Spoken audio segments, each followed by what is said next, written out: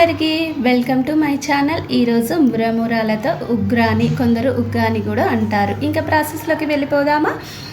Water తీసేసుకొని దాంట్లో మురమురాలు వేసేసుకోవాలి. మురమురాలు మరీ ఎక్కువసేపు ఉంచకూడదు, వాటర్లో మెత్తగా అయిపోతాయి. అవి నానినంత వరకు ఉంచేసి తీసేసేయాలి. ఇంకా స్టవ్ పై కడాయి పెట్టి ఆయిల్ వేసేసుకొని జీరా, కొంచెం ఆనియన్, టమాటో, పచ్చిమిర్చి, కరివేపాకు, సాల్ట్, కొంచెము పసుపు వేసేసుకొని ఇక్కడ నేను పుట్నాల పౌడర్ కూడా వేసేసుకుంటున్నాను. ఇది మంచిగా ఫ్రై అయినాక మనం నానబెట్టి తీసేసిన మురమురాలు వేసేసుకొని సిమ్లో పెట్టి మనము కొంచెం వేడి చేసుకోవాలి.